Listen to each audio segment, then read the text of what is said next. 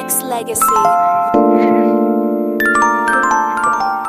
All right, my good people out there. This is Nexxlegacy Radio. I am Brandon in the building with a music goddess. When I first heard her music, I was like, wow, like the voice, the style, just it captures a certain part of my music spirit that I feel like the world needs to just be let in on. Like, if you don't know her, I hope you get a chance to take a moment, get to know her, tap into all her stuff, social media, website, new music, all this. And to me, it's a blessing to be able to have this young lady here with me live on the air. And before I say that, just listening to the new single just probably about an hour ago before we touched down, again, it just soaks up so much of the passion that I know she has for music. So it's going to be an honor to get to know her and just be able to tap in. So anybody that want to follow Dia, you can definitely do that. She is a singer, creator, writer, model, athlete as well. And the athlete part, I want to ask her some questions too. But I got the beautiful Dia right here on Nexxlegacy Radio. What's up, girl? Hello. Thank you so much for having me. I appreciate you tapping in, listening. Listeners worldwide want to get to know you. So I'm going to start off with a cliche question. Just basically give us your origin story, how you got started in this business and why it grabs you so much so where you got all kinds of passion just oozing out of yourself right now. Yeah, I started in music when I was born, actually. I come from a musical family. It's a blessing to have been surrounded by music since birth. My grandparents are musicians. My parents are both musicians, my brother. And we were kind of like the little Partridge family in a way. But nice. I grew up with all of my brother and my parents. We performed together at home all the time just for fun. But I got my first taste of the stage when I was 11 years old, and that was the beginning of the end, I guess. Music, creating, writing. It's just been such a passion of mine to release stress and keep my mind at ease, but also just this pleasure on stage, bringing joy and connecting with people from all over the world in different cultures is just the biggest, most satisfying thing I think I have in my life. So you said 11 is when you touched down and you got that in you. You got that music spirit in you. So what triggered it, though? What was the trigger? Was it a song that you was listening to? Was it a performance that you saw? Or was it something that you just pretty much did yourself and you got a standing ovation for? What was it that triggered you to get yourself into this situation right now? I actually, because my mother and father and grandparents were professional musicians, I kind of was around it and thought, yeah, I guess I could do that. But until I actually performed for the first time, I didn't realize that, wow, this is actually a viable career option, and this is something I enjoy more than anything, and I can become anything I want on stage, and I can create anything I want and record it. And it just became, you know how some people have an alter ego? I feel like it's not even an alter ego. It's more of just I found my true self on stage. It's where I can really just let go and entertain. I love to entertain.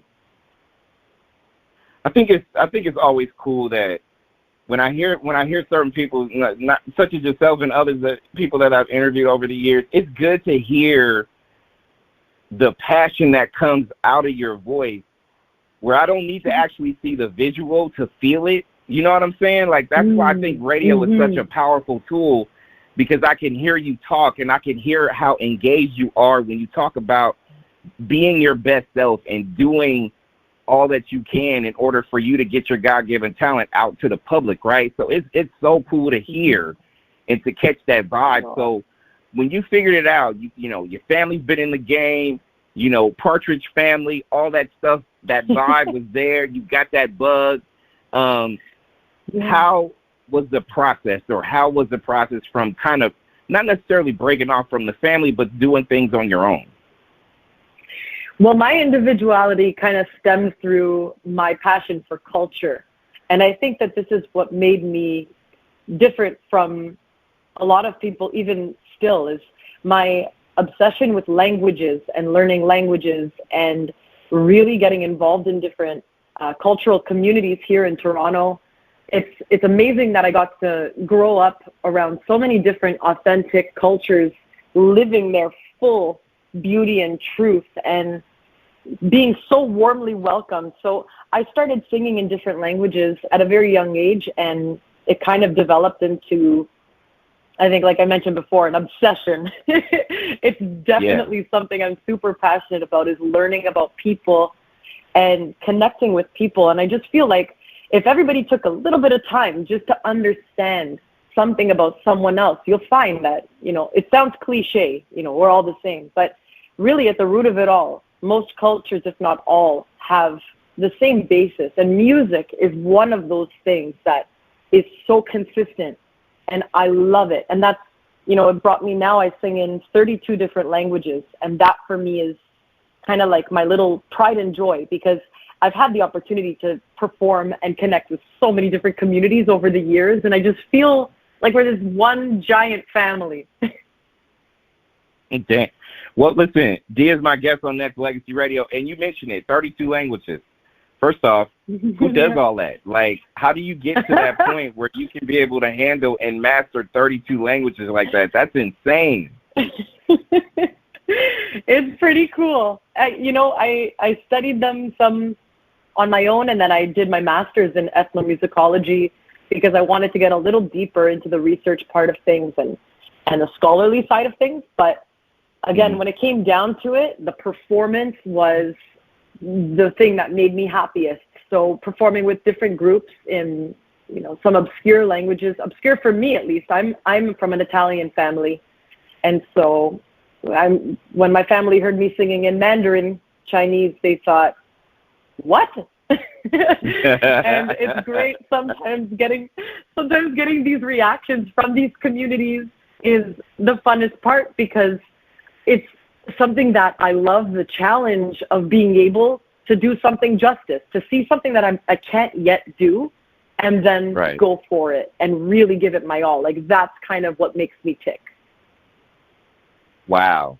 And not only that, I mean, it peels another layer back as people get to know people, or in this case, we're getting to know you, as far as the different facets to your talent, because not only can you sing, you have other things obviously we'll talk about as well, but this stretches beyond, like, and this is what, again, I'm real passionate about music. I'm passionate about journalism. I'm passionate about getting the right message out to all the people out there so they can be able to radiate that energy, so then they can try and be their best self, right?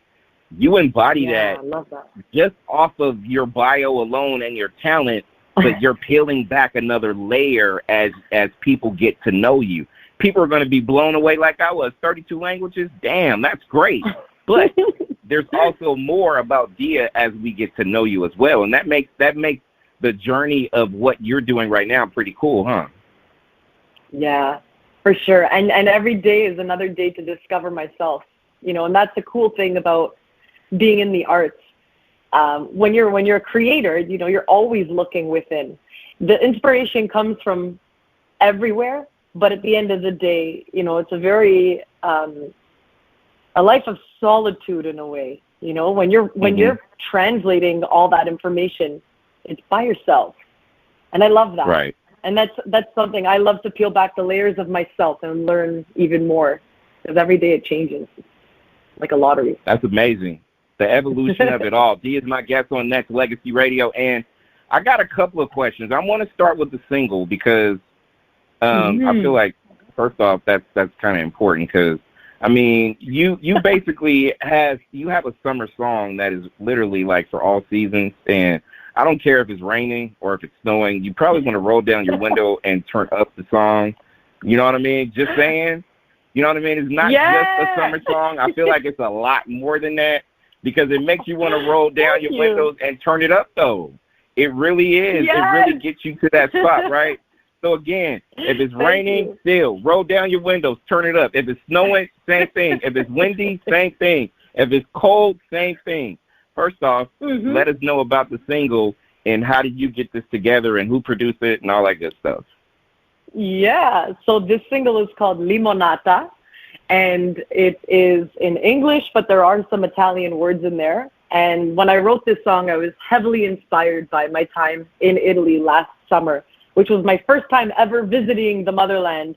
And it was the most spectacular trip. I booked a one-way ticket and left by myself, and I was there for 7 weeks before I came home. And it changed my life. And this song is kind of a tribute to that it's a little bit a play on words. There's a lot of play on words. It has a lot to do with lemons and kissing and love, but also it's symbolic of how Italy held me as kind of a stranger in my own home, if that makes any sense. It was just, so many things were so familiar, but also so foreign because I had never been, but I grew up so strongly intertwined with cultural traditions that my family kept so strong at home. So, but anyway, the song is, I wanted it to be a jam, like a summer feel and summer feeling, like you were saying. I think it's just,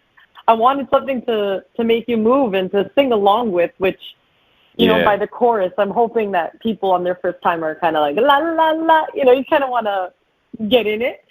And no doubt. I worked really closely with my great friend and producer, Casey Bondar, who is spectacular, and he helped bring this vision to life instantly. We have such an amazing synergy. We just recently started working together on original music.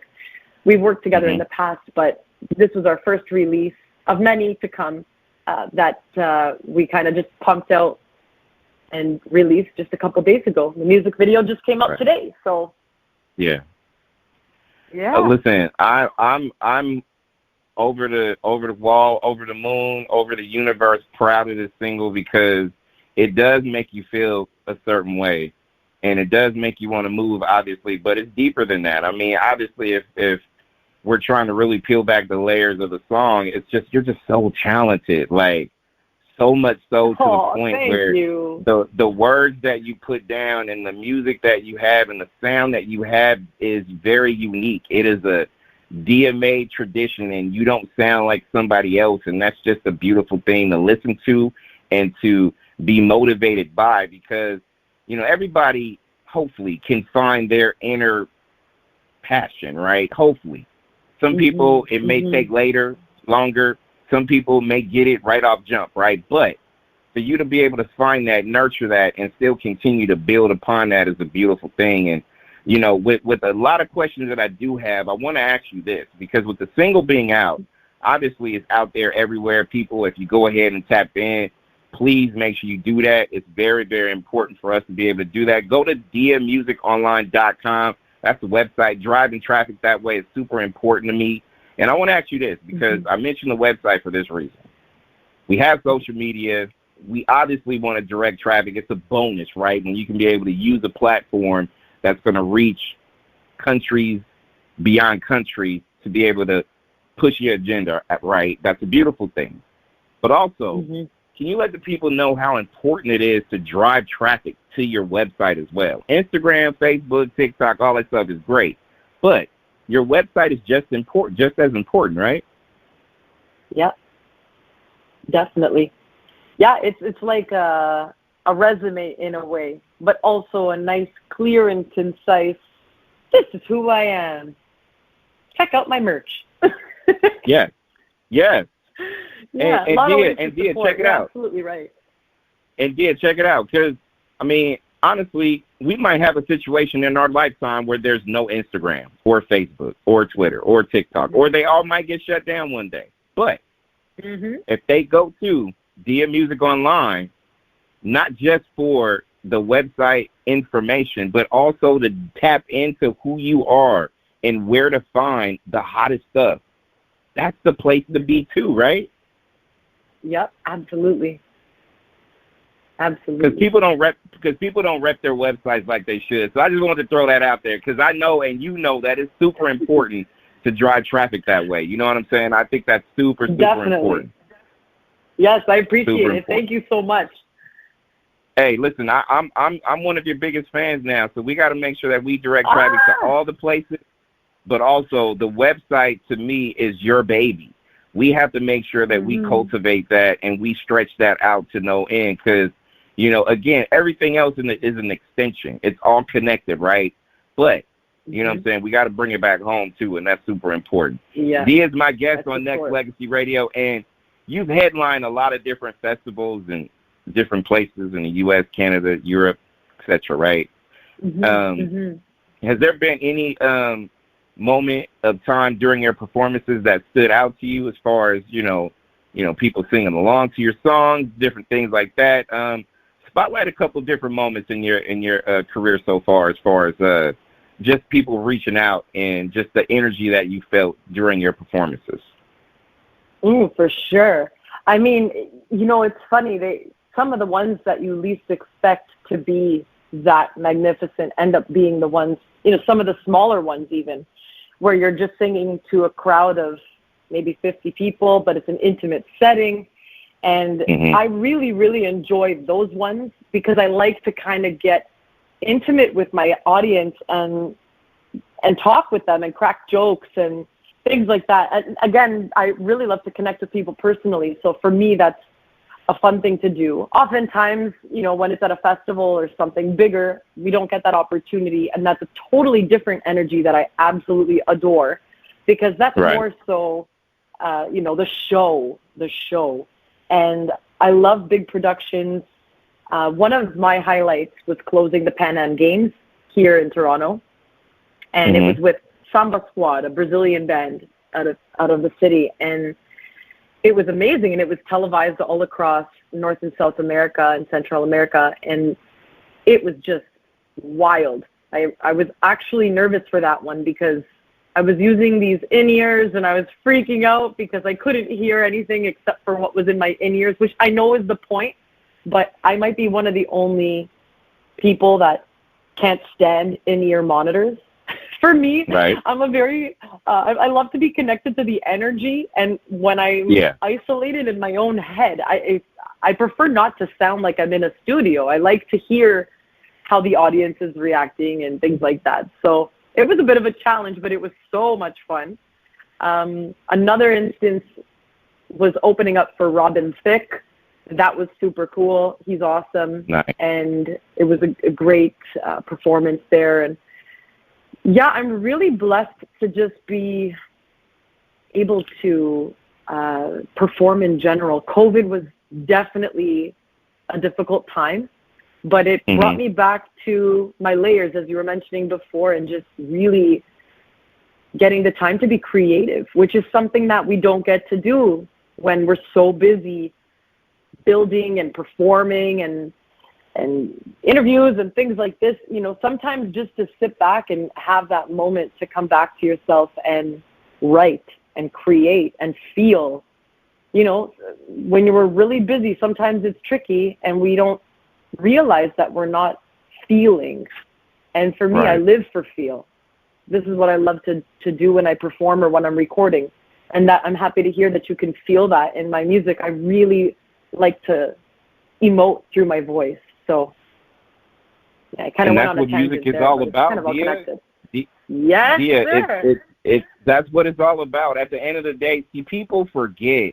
Yes, it's a business. Yes, it is a means to make something pop off financially. Yes, it is an extension, period, right? But people forget that it is an emotional talent that you have that, if cultivated correctly, can inspire, can literally come together. There's plenty of instances throughout generations that have told us the same thing, and everybody has a different sound, right? So when you put that together and you work with others, obviously it comes to a blessed conclusion that, look, this can actually change and shape how people react and act towards their own passion. You know what I'm saying? It's people forget that. Absolutely. They forget that. And that's super important. Dia, being my guest on Nexxlegacy Radio, is definitely a blessing. I need you all to go ahead and go check out diamusiconline.com. You can actually hit up our social media stuff there if you click on the link. You can definitely go check out the video, which is up now.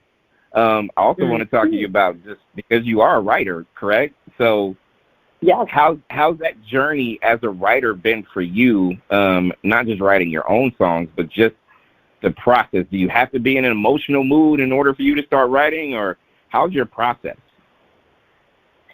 Yeah, this is a funny question, actually. I think about it often.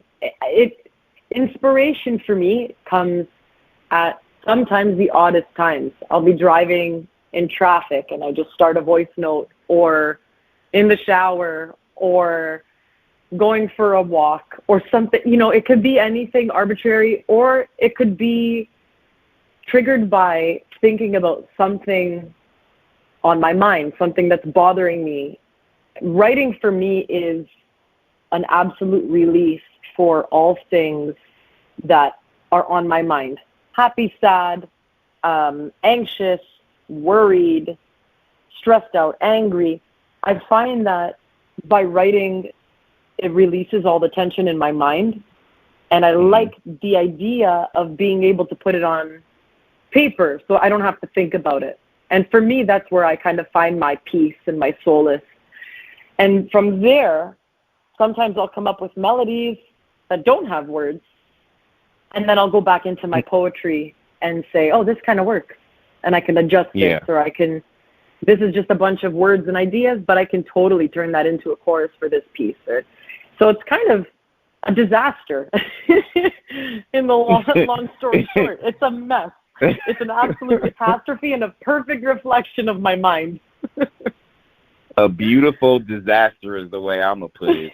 That's for sure. Because I love it. You're literally playing chess with your thoughts, your emotions, your sounds when you're trying to piece it all together, right? You're literally playing chess, trying to figure out what works. That's exactly it. You nailed it. Yeah. I love it, though. I love it. In my head, I'm thinking right now, I'm like, oh, God, what's going through my head right now? What can I go through here? In the mind of an artist such as yourself, absolutely. What about those moments? Are you fueled in some cases by the relationships you have, not just, a specific relationship with a significant other, but it could be family, it could be friends, it could be, just in general. It could be the moment of time that goes on through life or whatnot. Are you inspired by that sometimes too? All the time. Interactions with people, stories that I hear from people of their experiences, world issues, moments of pure joy, moments of sorrow. I find that really my purest thoughts come from when I'm thinking about the human condition.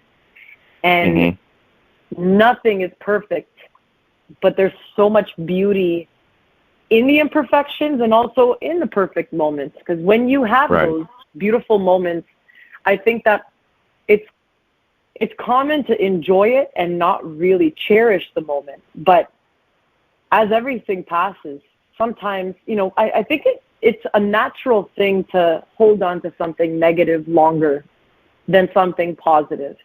And that's something that I try to consciously do, is to really embrace positive and joyful moments in life, because everything passes and everything should just be experienced to the fullest. And for me, I can put that into writing too, and I like to do that as well. And I forget to write sometimes when I'm happy, because those sad moments for me, it's kind of like I was saying before, when I want to release these thoughts, it's easy to just put it down and forget about it. But when it's something positive, you're too busy enjoying it to put it down on paper and kind of say, oh my God, what a beautiful memory.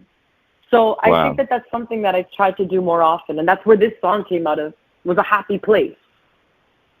You legit answered a question I was going to have for you, because I really was going to ask you, why do you think that is when it comes to people remembering just, some of the trauma, I guess, when it comes to certain things versus those happy moments. Sometimes trying to get super deep, but I always feel like sometimes that's kind of like your shelter, the negative spot, or if you revert to, or if you get to a certain place where you remember it, in some cases more than the positive, is because it's an isolated solo feeling that you can shelter yourself with, as opposed to the happy times. You're kind of exposing yourself a little bit. You're going to make yourself a little vulnerable to certain feelings of happy bliss or the consistency you wanted when it comes to certain things. So it's easier to fall back into the negativity and not necessarily take for granted the positive, but to at least get to a point where it's just like, sometimes even being happy can be uncomfortable. Yeah, definitely. And sometimes being happy, and it also has to do with empathy, right? Like, I struggle sometimes. I'm always so grateful. Gratitude is something I practice every day, and I'm always counting my blessings. And I think that that's kind of a way to balance happy guilt. And it's kind of like, I know we're getting kind of emotional here, but it's, when you know that there is so much negativity going on, even just in your inner circle, right? Like, there's always somebody dealing with something close to you, right? Happy moments, learning to balance the appreciation and gratitude for the blessings in your life versus the guilt sometimes. I'm not sure, maybe I don't know if I'm the only one that feels this. I'm sure I'm not. That when something great happens to you, you feel bad almost that it's not happening to someone else, or that someone else can't enjoy that same happiness in their own, respective lives. But I think that everybody's time comes, and being a supportive friend and things like that is really helpful on that front. But also being able to enjoy your own successes and happiness and blessings is important. And we should journal and write them down so we can look at them and enjoy them later. Amen. Tell it, because you're 100% right. Because I feel like, it's okay. Like, and I'm still learning this as, I'm old enough to know, but still I fall into that trap where sometimes, where's my safety blanket? Is it in this negativity, or is it this positivity that's still going to make me extremely vulnerable and sometimes guilty, like you mentioned? And sometimes I'm in a situation or a feeling where it's just like you said, I'm great, and I want other people to be great like me, but sometimes I see that some people are not, so I feel bad. But instead of that, just flip it, like I just basically just kind of expressed to you how your music makes me feel. It's inspiring, it's emotional, it is driven. It makes me want to do something else creative too. You know what I'm saying? And I think people got to have that mindset at the end of the day that your talents are your talents, and other people have other phases of what they do. Some singers may not be on Dia's level, but they're going to be inspired to be their best self, and then we're going to see how that sounds at the end of the day. And I think being comfortably okay with not being comfortable should be a thing. Yeah, sitting in discomfort. That's an interesting thing, but that's important, and that's something that I crave all the time because I want to just continually grow and experience, and that's why I do the language thing. It's like, pick something you don't know or something you're not good at and try to do it, right? Yep, and do it at your best level possible. Dia is my guest on Nexxlegacy Radio. We getting deep right here. I love this woman. Listen, you can't escape. You can't escape anything without asking, what were you an athlete of? Like, we got to dive deep into that. I need to know. What do you do? Okay, I have to start with saying I'm not a professional athlete. That is for sure. I'm heavily into fitness and wellness. Okay. And I have dabbled in so many different things, jiu-jitsu, Brazilian jiu-jitsu, Muay Thai, and different martial arts. I love that. Currently, I'm heavily into yoga, weight training, and sprinting. And love it. For me, fitness has such a huge part of my life and my heart, because it was actually one of the things that helped me overcome really bad asthma as a child. So ironically, as a singer, I grew up with the worst lungs. I was hospitalized a bunch of times. I had all kinds of issues. I was on so many different types of medication for my asthma. It was really bad. And as soon as I started running, it changed my life. And literally, right now I'm totally fine. Thank God. I'm happy and able to do all the fun sport things that I do. But it also is a big factor. When I'm performing on stage, I love to dance and I love to go crazy. So for me, for example, busting out a really fast Brazilian samba dance and then singing into the microphone without passing out or even sounding out of breath, it's a huge feat for me. So for me, fitness not only is something to keep fit and healthy and, for physique sake and whatever aesthetic benefits come from it, it's a health thing, it's a lung thing, it's a spirit thing, it's a determination thing. It's, again, beating your time, beating your PR. How far can I go? How far can I push myself? And using your mind to test your body's limits when, like you see all of those commercials for all these big sports brands sponsored by massive athletes, and they mean something to me. Those motivational speeches when they're talking about their lowest moments, weakest moments, and pushing through and using your mind, your body, your soul, everything together. It's holistic. Your body is such an important part of life, and it's your vessel. So for me, the athlete part of it is just my passion for fitness and just being constantly active every single day.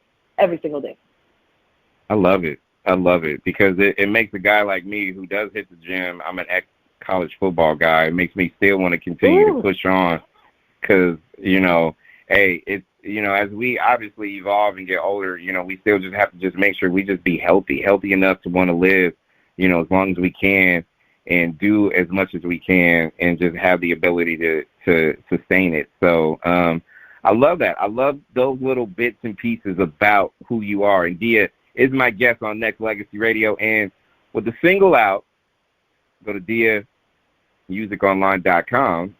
The single being out, video's out. What's next? What's next?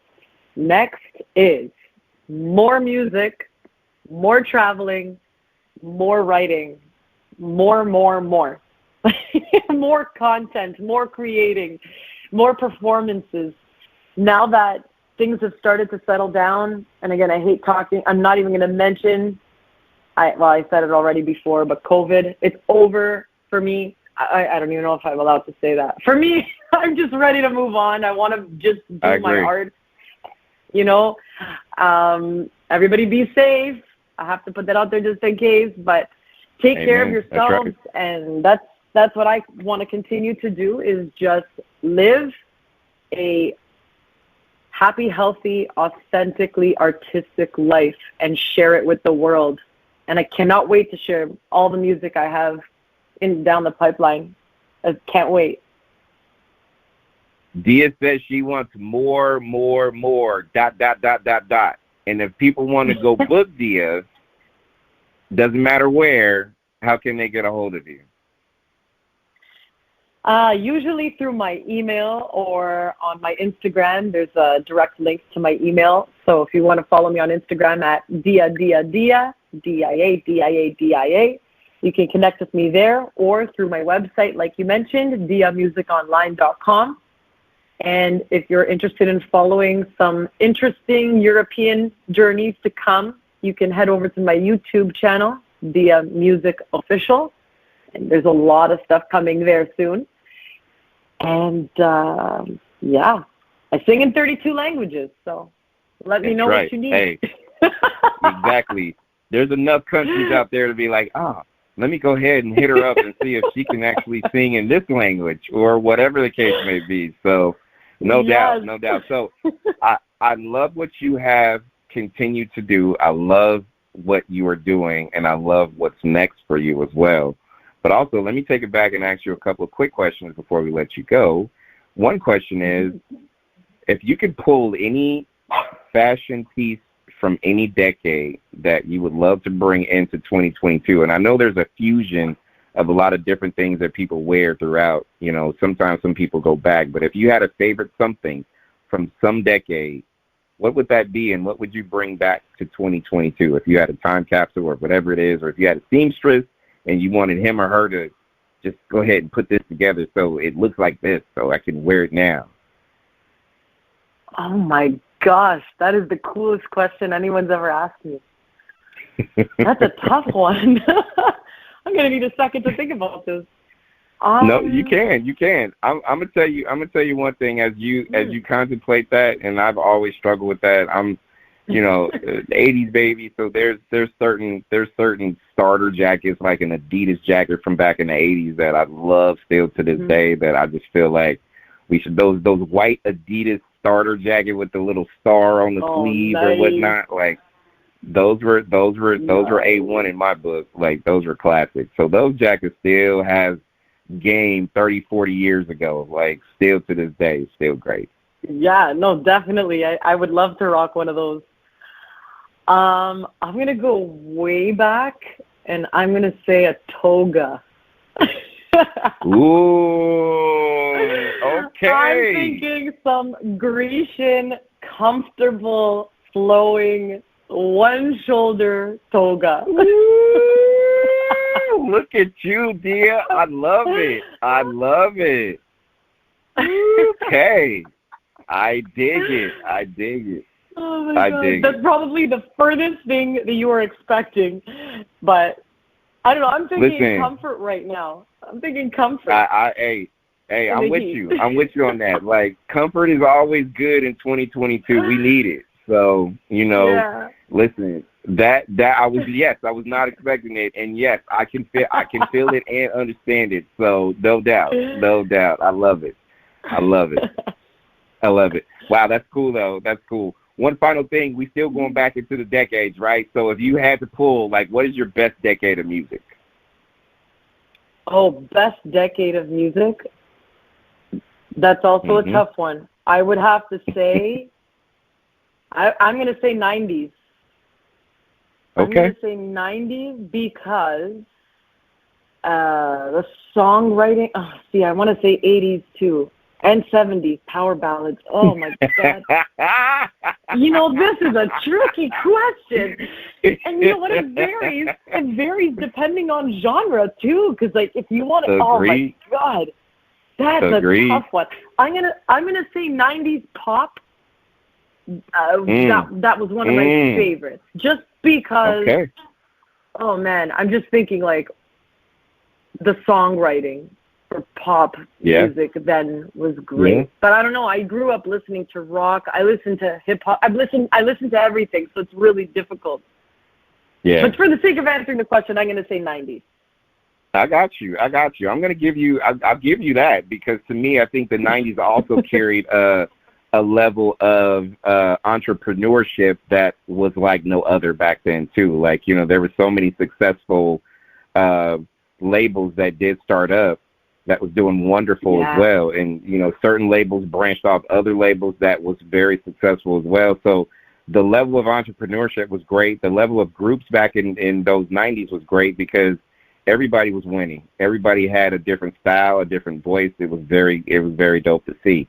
I've asked this question millions of times, but, I'm telling you, since it's the first time we started talking, I'm an 80s baby. I will forever love 80s for this reason. Everything that we mentioned in the 90s really was originated. You can even go back 70s, 60s, but the 80s was so diverse.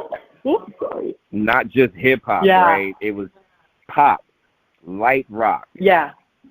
You name it, every genre had so many pieces that spawned off of just pure, it was just free to feel, free on so many different levels. And I became a fan of light rock, pop, obviously, even some metal too. Like, it was just okay to win. Like, you know what I'm saying? It was just so diverse, so different, and it was just a decade like no other. And let me put this on here, Dia, because I'm not trying to swing you over, but the music soundtrack was the best, though. You know it. You know the soundtrack was the best. Yes. The music yes. soundtrack. I agree. Can't beat it. Can't beat it. Just okay, saying. keep in mind, 80s it is. It is 80s. I'm on your team here. You convinced me. It was just, but what's cool, though, Dia, as Dia's my guest on Nexxlegacy Radio, and we wrap this up, too, one of the cool things about what we talked about in general is because, think about it, a birth of something came from certain decades, right? Even if you want to go back 50s, 60s, even beyond that, 50s, 60s, 70s, obviously 80s, obviously 90s, obviously other early 2000s, obviously 2010-ish, and on to this day, was all spawned off of certain things that was done before. That's why you're starting to see a repeat of certain things, not just fashion, but also different sounds, people referencing some certain things back in the day. It's heavily impacted, and that's what we like to see when it comes to music and the diversity, right? Yeah. Oh, absolutely. Absolutely. It is great. It is great to be a part of it. And Dia, as we wrap it up, not only do I wish you all the best, you are definitely getting your music on rotation on a regular basis, but I just want to continue to see you keep leveling up, keep getting inspiration from other people who are appreciating what you're putting out, because to me you're doing a gigantic blessing. You're giving that to us as fans. You're not handcuffing your God-given talent. You're giving it to the people, and we need to nurture that, put that on a pedestal, and let you continue to do what you do so you can give us more. That's what I want. I want more. I want more. Thank you so much. Oh, I'm so honored to hear that, and I promise I will do my very best and continue to share what I can and whatever comes my way through my brain and heart and life and everything else. Great things will continue to keep going. And listen, I appreciate you. Thank you. And I appreciate with you. That Thank said, you for having me. Nexxlegacy.